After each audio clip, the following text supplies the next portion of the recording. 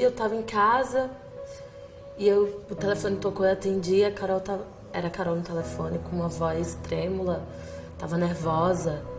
E aí eu saí correndo, e aí quando eu cheguei na casa dela, a porta tava aberta assim, tinha um racho de sangue. Ela tomou o comprimido quando chegou da escola e ela não imaginava que o efeito ia ser muito rápido. Eu tive duas experiências significativas. A primeira, eu tinha 19 anos, eu estava cheia de planos para a vida, estudar, trabalhar. E aí eu conheci um rapaz, e um dia ele me disse que tinha problemas de saúde e que não poderia ter filhos.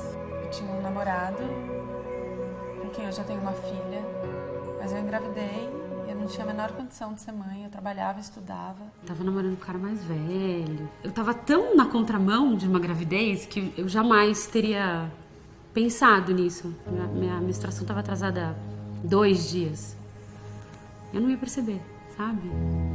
Foi minha mãe que percebeu.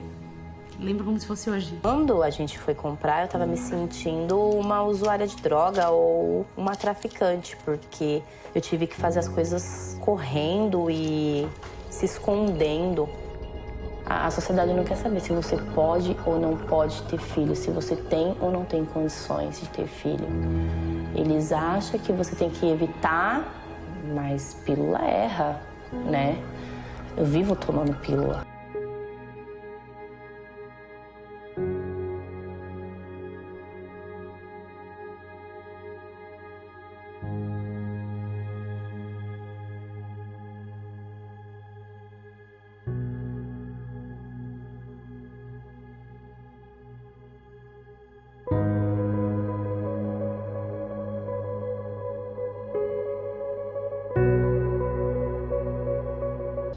Eu sou contra o aborto porque eu acho que hoje em dia tanto os homens quanto as mulheres têm fácil acesso aos métodos contraceptivos.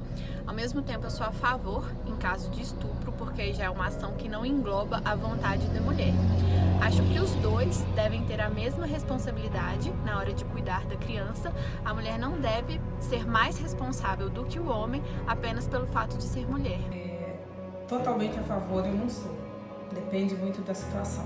Eu sou a favor do aborto no caso de estupro, quando independe da vontade da mulher. E eu sou contra porque, de qualquer forma, é uma vida que a gente está tirando, né? Então, numa situação normal, eu não sou a favor. Agora, quanto ao papel do homem nessa situação, eu acho que ele teria que assumir, né? Assumir a paternidade e auxiliar, ajudar no que fosse preciso, não no caso de aborto, porque existem muitos meios de prevenção. Então não precisa a mulher engravidar por vontade própria, por descuido, por que seja, e aí ir lá e tirar a vida. Agora, em caso de aborto, em caso de estupro, sim. Aí eu sou totalmente a favor, porque é uma coisa que foi independente da vontade da mulher. Eu sou a favor do aborto em determinadas ocasiões. No estupro, por exemplo, uma doença que a criança não vai viver muito tempo, alguma coisa desse tipo. E sou contra em casos de descuido, alguma coisa assim, porque tem muitos meios contraceptivos que podem ser usados. E a parte do pai, eu acho que é apoiar a mãe quando ela engravida. E se for uma decisão dos dois, o aborto, ele tem que estar do lado dela também, na hora que ela for para fazer o aborto. Sou contra a liberação do aborto. O direito da mulher não pode sobrepor ao direito da vida da criança. Não sou a favor ao aborto, a não ser alguns casos assim, muito raro, né? Só se for um estupro, alguma coisa assim, ou o bebê tiver algum problema que não pode, que prejudica o bebê também, aí a gente pode até se pensar no aborto. Eu sou contra o aborto em todos os casos. Teria que abrir umas exceções no caso do estupro. Tanto o pai e a mãe, eles são responsáveis, os dois teriam que sentar, conversar, chegar num acordo, porque a decisão teria que ser tomada pelos dois. Diria que deve poder ser mãe quem está com muito desejo disso e vai se engajar nessa empreitada, nessa viagem, que é uma viagem incrível. Agora, isso é o primeiro ponto da conversa, porque tem outras implicações, que é a seguinte: nem todo mundo se pergunta de uma forma radical isso. Então, a primeira coisa é você poder deixar circular a questão da maternidade de uma forma mais honesta na cultura, não mitificando, não romantizando, não dizendo que isso é realização do feminino e que se você não foi mãe e tal, ou que ser mãe é padecer no paraíso, e todas essas narrativas que são muito endeusantes de um lugar clássico de uma Madonna, né? Um outro ponto que também é relevante é o seguinte: se eu escolho ser mãe, eu posso e devo ter a responsabilidade diante desse outro que é meu filho. E devo ter a responsabilidade de me preservar se eu não quiser ser mãe. Então, não só discutir a maternidade, discutir a sexualidade. Por que tem tanto aborto? Porque a gente não fala nem da maternidade honestamente, nem da sexualidade. Então, para ter práticas contraceptivas, práticas de prevenção de gravidez não desejada, você tem que ter uma educação sexual e uma fala, uma narrativa, né? E uma luta contra os lobbies das indústrias farmacêuticas também, gigantesco. Você tem políticas muito mais eficazes e baratas do que, por exemplo, tomar remédios. Aí a gente tem que ter uma conversa honesta com muitas pessoas de saúde pública e saúde feminina para fazer um trabalho vasto.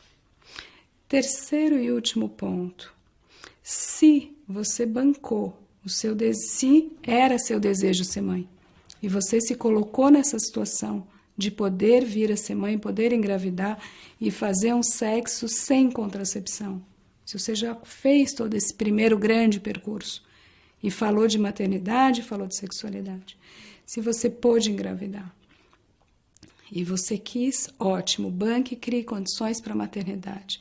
E se alguma coisa nesse meio do caminho não deu certo, você engravidou e você não quer ser mãe, e agora que você está grávida, depois de muito conflito, você entendeu. Ainda assim, eu acho que você teria o direito de escolher não ser mãe e não continuar essa gravidez. E todas as mulheres deveriam poder fazer isso, não só as que têm uma potencialidade econômica para fazer isso. Porque eu posso fazer isso, você pode fazer isso.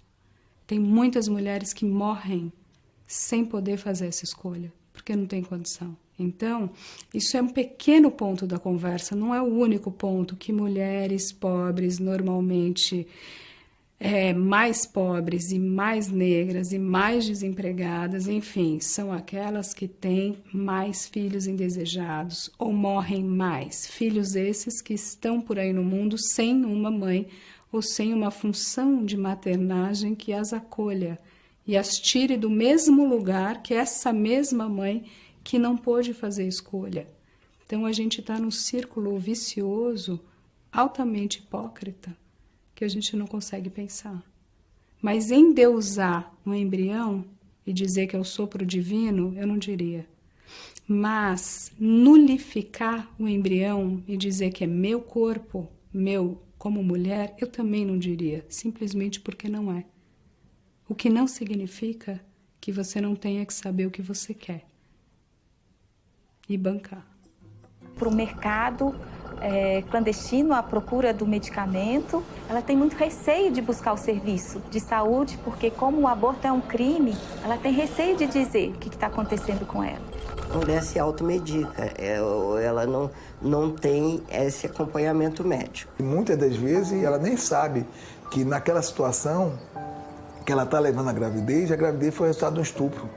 Ela acha que estupro tem que ser um criminoso com um revólver na cabeça. Ela não tem consciência que ela pode ser estuprada pelo namorado, pelo marido. Então o estupro, é importante que a população saiba que é a relação sem o consentimento da mulher.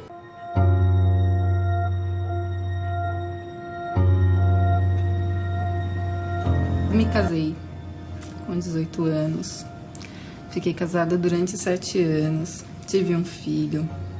Só que nos últimos anos, assim, do casamento eu não estava feliz e eu queria me separar, né? Conversei com meu marido pra gente fazer uma separação tranquila, mas ele não aceitava. Então foi um processo, assim, de uns 2 anos, a gente tentando conversar, fizemos terapia, tá, de casal pra ver se salvava o casamento, mas ele não aceitava de jeito nenhum. Eu não podia pegar minhas coisas e ir embora, porque primeiro eu tinha um filho, morava com os meus pais, então na verdade quem tinha que sair era ele, né? E ele não saía de jeito nenhum. Então ele me fez uma proposta muito indecente, né? Ele me propôs que se durante um mês, se a gente fizesse sexo, toda vez que ele pedisse, ele me dava separação. Se eu fosse à justiça pedir um divórcio judicial, eu teria que provar alguma coisa que quem fizesse tirar ele de casa, né? Então, não era tão simples assim. Então, hoje eu me arrependo, mas na época eu achei que essa era a minha única saída para poder me livrar daquele casamento que já estava insustentável, né? E aí eu topei. Então, assim, a gente fazia sexo em condições assim, eu chorando, né? E ele continuava. E uma vez eu estava tão desesperada, eu não usava pílula anticoncepcional, porque a gente vivia numa situação de 1 ano que a gente praticamente já não tinha mais vida sexual ativa, né? E aí uma vez, meu desespero era tanto, né, de fazer sexo naquela situação, que a gente transou, ele estava sem camisinha e eu nem percebi. Mas, infelizmente, eu fiquei grávida, né? Fiquei grávida, eu fiquei desesperada, porque para mim, na minha cabeça, não havia possibilidade nenhuma de ter aquele filho.